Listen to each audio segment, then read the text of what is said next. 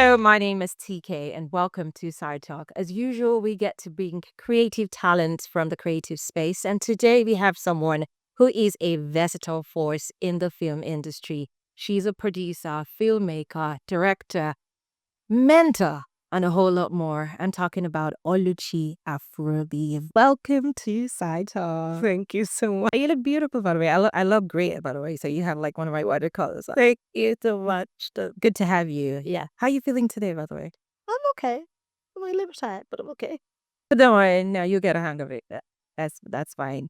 And I was reading about you. There's just so much about you. I mean, a lot of work that you're putting, especially in terms of like you being a creative. And it's, being for a couple of years, you wear many hats. What has it taken from you to get to this point?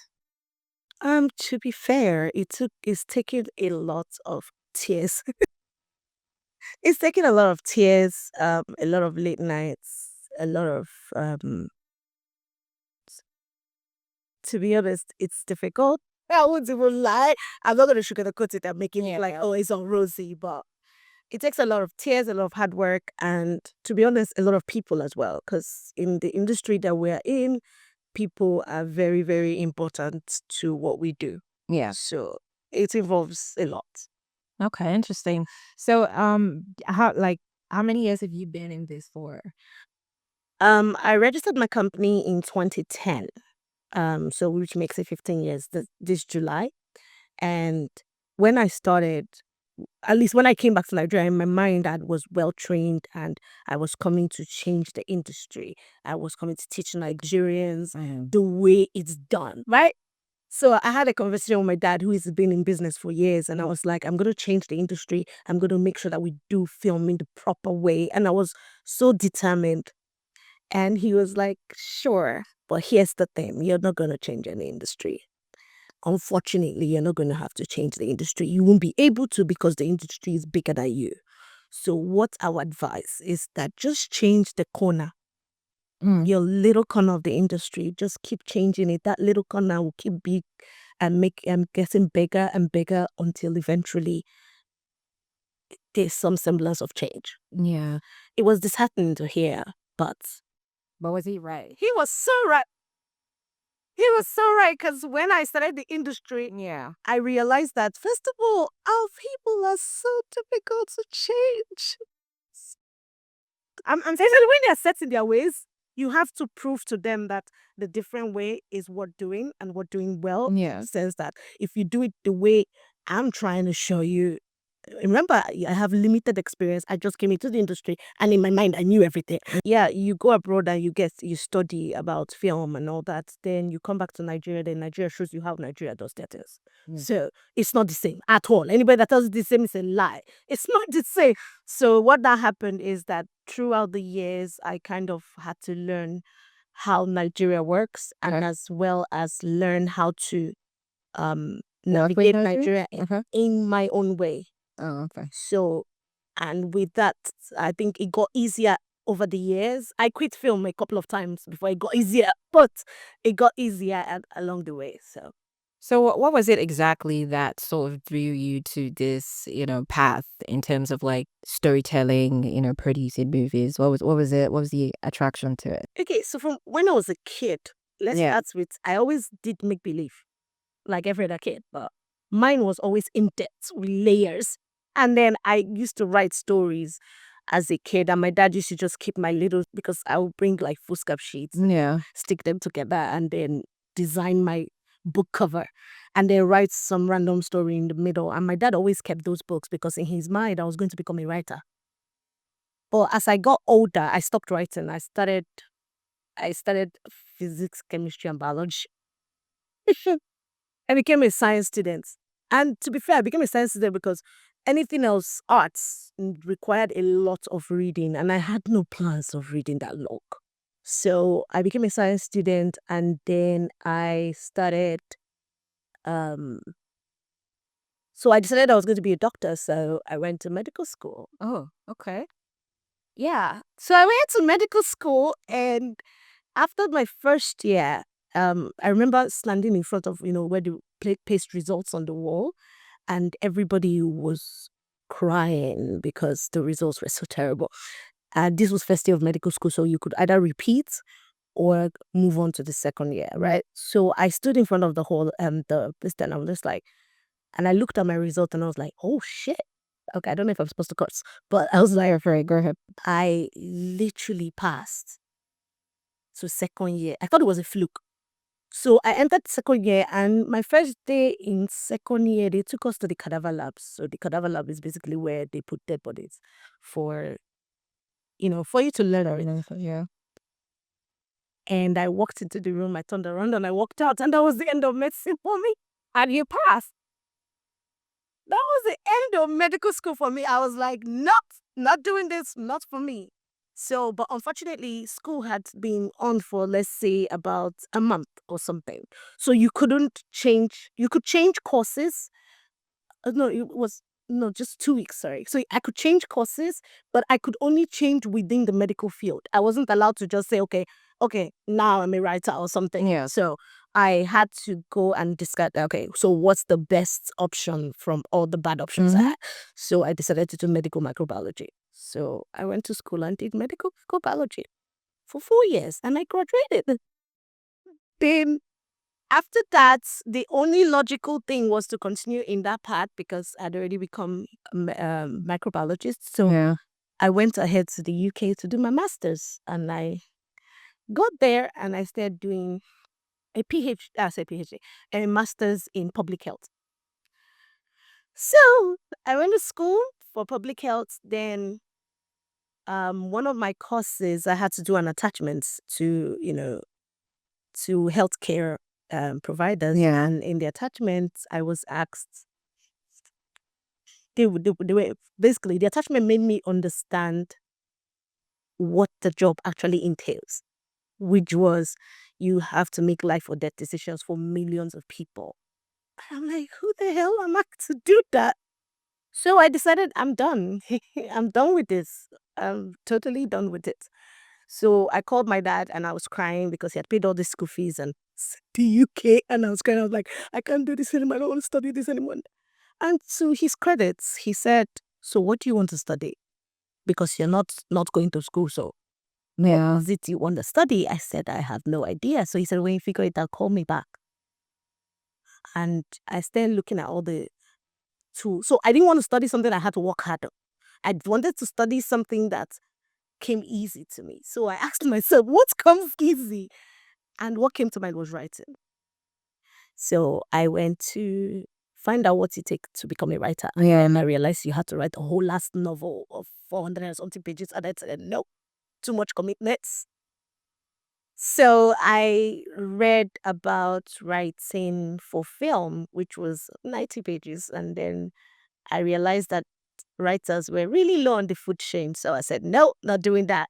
So I decided to be a director. Okay.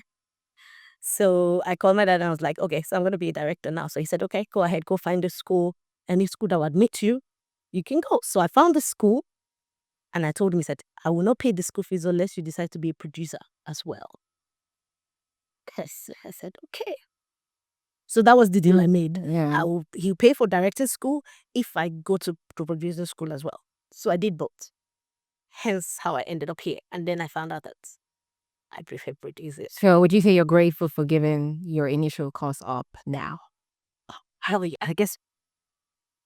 Yes, I am so grateful for that. I am grateful that I know it took a long journey, but I am grateful that this is what I'm doing now because I actually love what I do now. Yeah. So let's talk about what you have done in terms of your projects. But before I, get to like projects you've dropped, what are some of like the themes or subjects that you are passionate in exploring, in your movies or your series?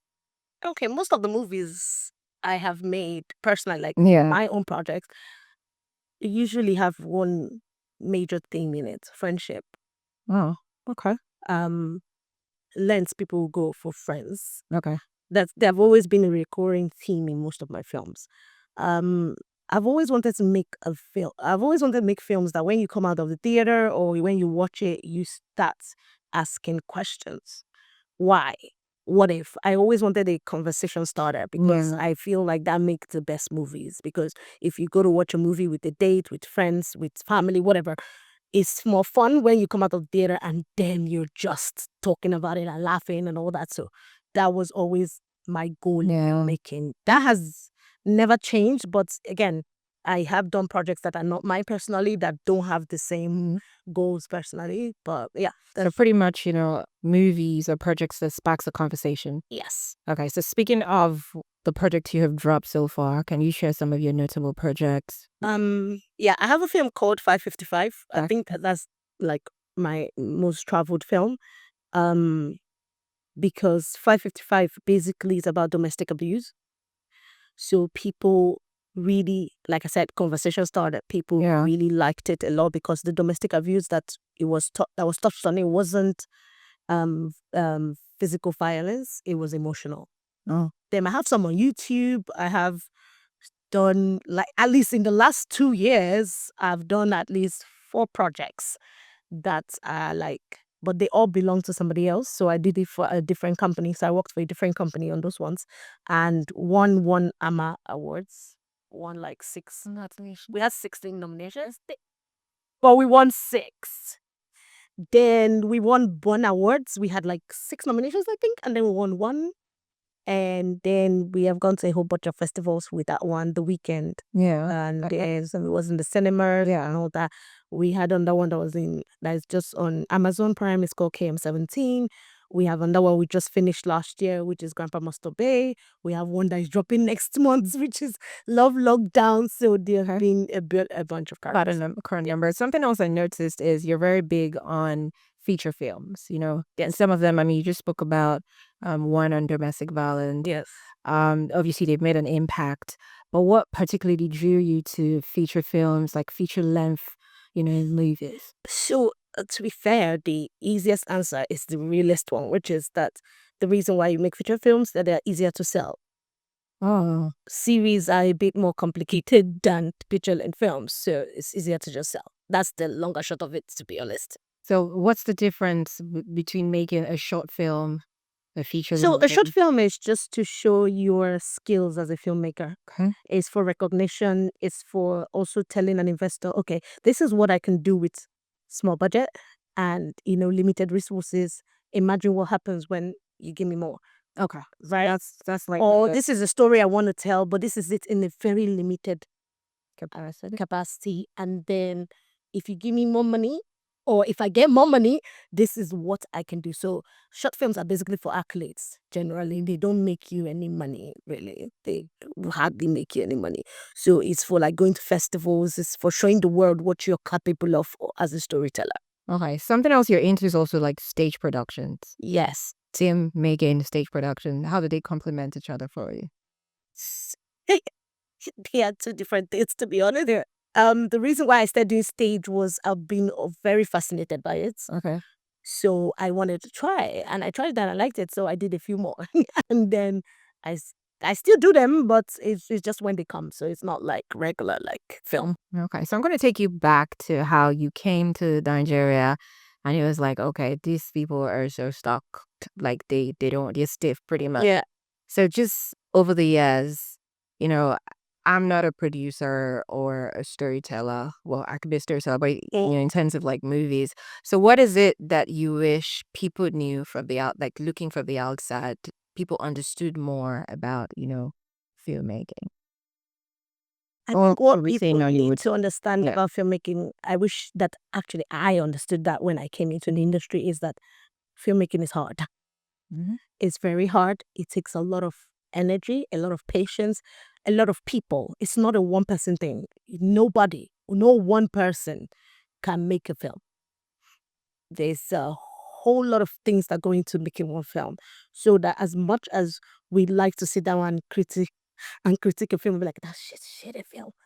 It took a lot of people, a lot of hours to actually get it done. And like I said, when I was coming into the industry, I had no clue. But in my mind, I had knew everything. So um, even though I felt like they were not doing it right, they were doing it the way they knew how. You get. So with that, um, while you're in the industry, you understand that, okay, it's not as easy as it looks from the outside. It's not about just bringing a bunch of people in front of camera. There's a lot of details that go into it. So I would like other people to understand that behind the scenes of what goes on is a lot. But would you say that the quality of movies or films that we produce now in Nigeria is top notch? Would you say we can compare it with the likes of Hollywood, Bollywood, and the likes? Yeah, I think we can compete with anybody. Okay. I think we can compete with anybody on technical level. When I mean technical level, I mean like the picture quality, the sound quality. Um, we are going. We shoot on 6K. Hollywood doesn't shoot in 6K.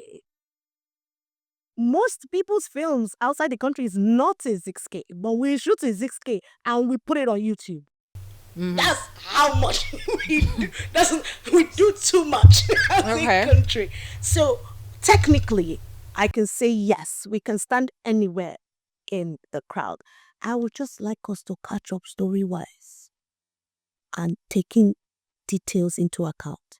If we can do that, we'll be unstoppable. So you think it's just storytelling that we're lagging behind? Storytelling, I think detailing. Detailing, okay. We kind of, because we don't have time to settle down and get the details right, we just rush through everything. And then we need a lot of money. Like, our industry needs money. But every industry needs money when it comes to filming. But these are the things I think that, because I think technically we're sound. I can't argue it from today to tomorrow. Because I've been to festivals and I've watched films that are, I went to Tribeca Film Festival last year in May, and I watched other people's films because our film The Weekend was in the festival. So I had to go watch other people's film because I just wanted to either pat myself on the back or start crying. I wanted to compare what we came with and what was out there.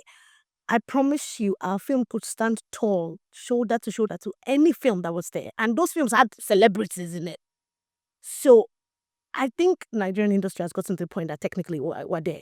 Now we just need to pay attention. That's what I think. Story-wise, and I think producers, directors, read your script again. When you think it's perfect, just read it one more time.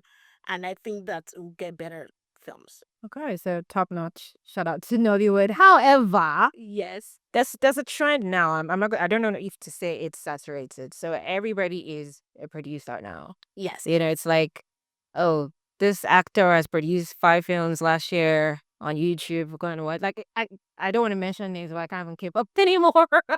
I can't keep up, and it's not even just the English Nollywood. It's like Yoruba as well. Like everybody. What do you think about that? Because it's like everyone is not just an actor or an actress, but now everyone is like a filmmaker. Why is that even a thing now compared to like back in the day? Because we have to eat. You guys, they're not eating as We have eat. So the truth, okay, so let's be real now. So everybody believes, and rightfully so, that producers are the people that make money off these projects because we make it with the smallest money we can possibly do and then try to sell it for the most money that we can. And eventually, actors, for instance, an actor will be paid 200,000, 300,000, 400. It doesn't matter. Amount of money. That's what they're paid for all movies? Oh, yeah. Interesting. So it depends on the actor. It depends on how big you are. How small you are. Yeah. Some people are paid 25,000. Some people are paid 15,000. It depends on who you are. So if you're paid X amount of money for a film, that's it. You don't get another penny. Now, in Hollywood, for instance, you get residual checks, meaning that every time that film is sold, all the actors get like a little something coming back to them. Here, no. It's a one time, one done, boom. Once we pay you, that's it. Now, if that film goes ahead and makes $300 billion, right? I'm just using an example. No, it's not. Nobody else gets money except the producer or the EPs, which is the executive producers. Those are the people that make money afterwards. Regardless of how much profit. It doesn't matter how much money the person makes or where it goes in the world or how. You see, if I make a small film and I paid all my actors, let's say 200,000, Yeah, and that film gets picked by Netflix and Netflix is paying like $1 million, all my actors don't get shebang. Unless, again, if the actors are my friends, I can say, okay, this film made a lot of money, take a little percentage. Most people don't do that. Their acting is not just their acting, but that's the major. But then I'm Do you get glad. so Yeah. nobody else gets any money? So both cast, both crew, nobody gets any money again. So it's just the one-off payment. It's a one-off payment, unless you have a deal that says, "Oh, I get back end," which many people don't agree to. But yes, so because of that, actors believe that, or other people that are not producers believe that if they are the owners of the film, then they can choose how to sell the film, where to sell it, how much money they are making. The downside that nobody probably told them is that as a producer too, if the film makes zero money, it means you made zero money. You wasted all that money for nothing. Yeah. So you get all the loss. Now, why they go straight to YouTube is that YouTube money comes straight to your pocket. There's no middleman, there's nothing. Mm-hmm. There's actually even nobody that vets the film. YouTube vets the quality. Is it clear? Is the sound good? Are they harmful Scenes, yeah. scenes? No. Is it good for children? That's all YouTube will vet. And then boom, you're out there. But if you are going to now try to go to the cinemas or go to TV or whatever, then you have to now deal with censors board. You have to deal with all kinds of people. Mhm. And that was where it becomes difficult. So that's why you see most of people just go straight to, and then by the time you go to the cinemas and stuff, they take your money. Some people, there's a lot of cuts. So nobody wants to let go of their money. But if you go straight to YouTube, you get your money straight into your account. So that, I think that's the general idea why. But how do you judge the movies that have been put out so far? Do you think they're up to par? So yeah, because that's honestly where I'm even getting that. I am not going to answer that question because Yeah. it's unfair to answer the question. Let me tell you why. I don't really watch YouTube films. Okay. As in, I don't really watch content on YouTube. That's, if I'm watching content on YouTube, is how to build something or how to make something. Yeah. It's never like I'm sitting down on YouTube and I'm watching a movie so I don't think I'm the right person to judge the content. That's fine. You've given enough insight. Yeah.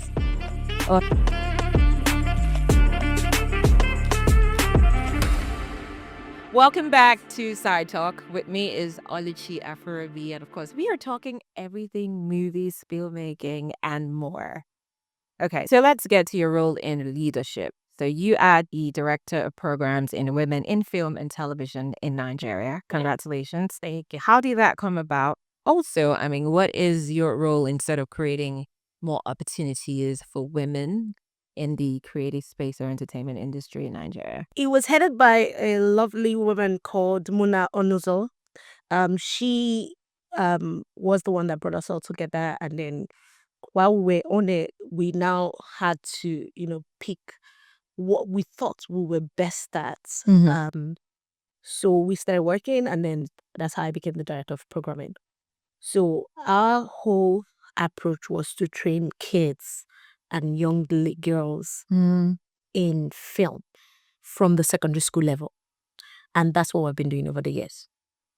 So we have, we have been basically educating girls on film and trying to do like initiatives and approaches that help girl childs actually interested in every part of film, not just acting and producing, like other parts like camera work and all that, because we felt like more women in that part of the industry will actually be fun to have. Yeah. So we decided that that was generally one of our primary goals, as well as try to build women in the industry. Amazing. And speaking of just the young ones, women, the men as well, what's the one important thing that you think every young aspiring filmmaker, actress, actor needs to know?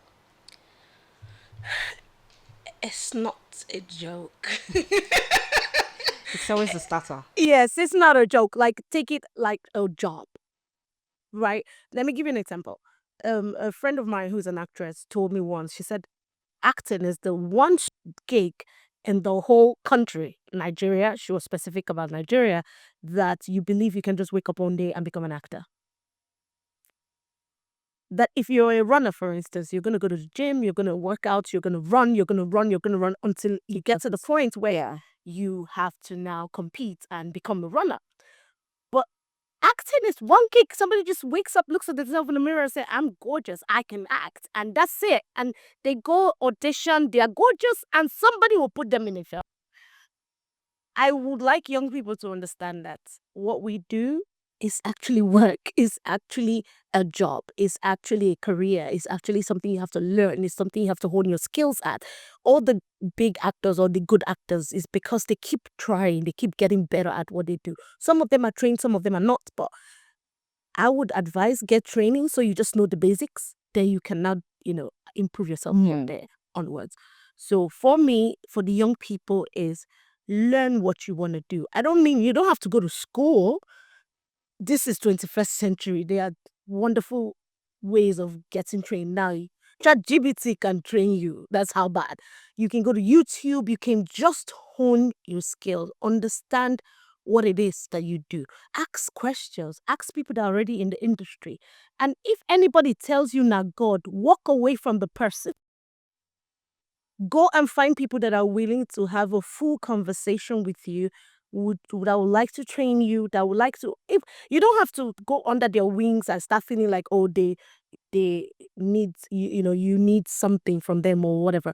You can just ask questions, ask the right questions. They would tell you. Good filmmakers, and I believe there are a lot of them, will tell you what you're required to know. Do not just assume I'm pretty. Oh, he's just holding a camera after I shoot with my phone all the time. No, that's not what it is. Understand the camera, understand the lenses, understand the angles. If you want to do this, then do this. Don't assume that you can, is something that you just jump into. Mm. That's my Okay.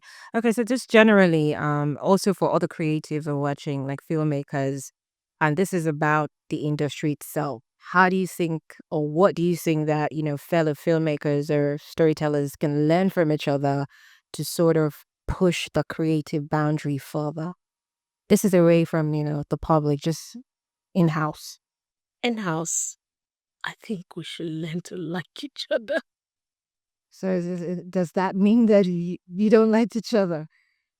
Well, I'm just going to leave it at that. I believe they should learn to like each other and learn how to be collaborative, because that's what film is. Film is a collaborative effort. Would you say there's some sort of envy, jealousy, negative competition in the creative industry, especially film I industry? think it depends on why you enter the creative industry.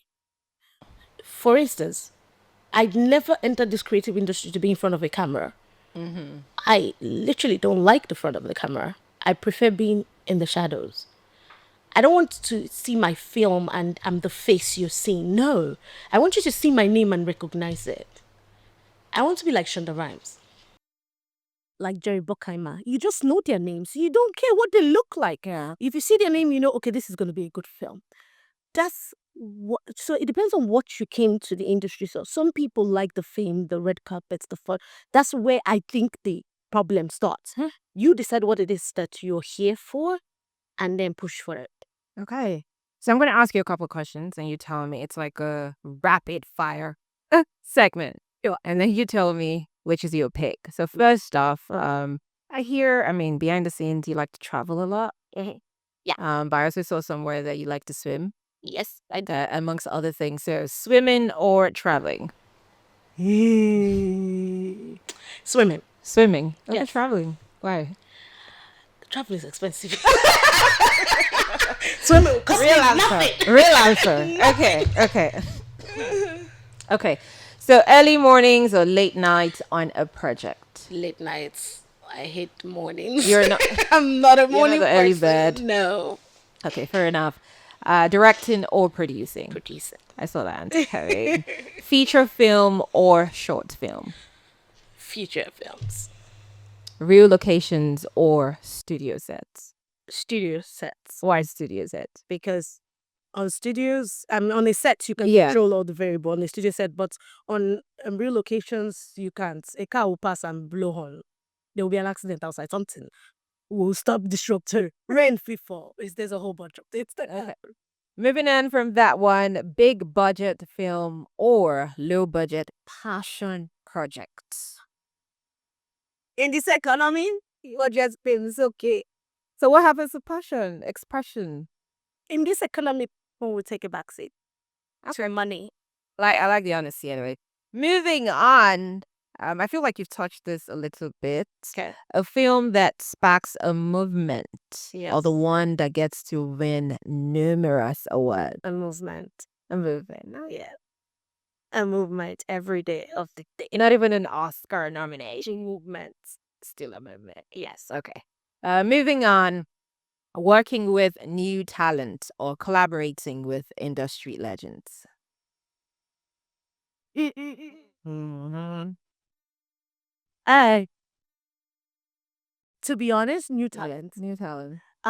Industry legends are inevitable. You don't have a choice, but to be honest, new talent. Because Why? new talents are raw. So they are willing to work harder, they're willing to go the extra mile, especially the ones that are passionate. Industry legends already know what to expect. So your enthusiasm is not theirs. Oh, I get that. Yeah, no. I rather work with people that are passionate, people that want to do this, than people that already know, yeah, I get to want to go the extra mile. Whether it will work is a different thing. So Yeah. A film that leaves the audience in tears or one that makes them laugh uncontrollably. laugh Laugh uncontrollably. uncontrollably. So you're more of comedy? No, just don't like teary movies. I feel like if you're watching a movie, Yeah. it's to escape. I'm not escaping with tears. Thank you. What is like a Real life is very movie? difficult as it is. We are not trying to cry through a whole film. So comic movies, that's what it is. No, I don't really like comedy either, but I like action. I like even drama. At least there should be a happy ending somewhere. Yeah. You know, it shouldn't just be cry and then the main character dies. Why? Okay. Next question. Watching movies solo or with friends? It depends. Which do you do most of the times? It depends on the film. If it's a Nigerian film with friends, if it's any other country alone. Alone. That's because you might be alone anyways. No, if I watch if I'm trying to watch a Nigerian film maybe on Netflix, I'd rather watch it with my whole family and friends than watch it by myself. Because that way we can critique and laugh and have fun with it. Semi-last question. Okay. Relaxing by the pool or a beach getaway? Huh? I know it's generally the same. Yeah, but pick one. A beach getaway. A beach getaway. Yeah. Okay. Would you rather a clean shaven or Beard. beard? Yeah. Like all years, so beard. Okay. Haven's a clean shaven man. It'll be alright. So you like, sprinkle of rugged? Yes, but not clean shaving. Now I'm looking at you like, This and that. that's not what I was getting. Okay. So my last question would be, Oluchi, what do you want to be remembered for, most especially in Nollywood? I would like to be remembered for impacting people, both crew, cast, and making good films. Easy. Well said. Yeah, that's what that's what I hope to leave as a legacy by the time I'm done. Okay, this was fun. I obviously enjoyed talking to you. It's fun. Thank you so much for coming to Side Talk. And of course, I can't wait to see more of your projects. You talked about one coming out next month. Yeah. Yeah, so looking forward to that and every other thing you're coming through this year. Thank you so much. Okay. Take care. Yeah, that's it on Side Talk. My name is TK. It was absolutely insightful talking to Oluchi Afrobi. Of course, we'll do this again next time with another amazing guest. You want to watch out for next time.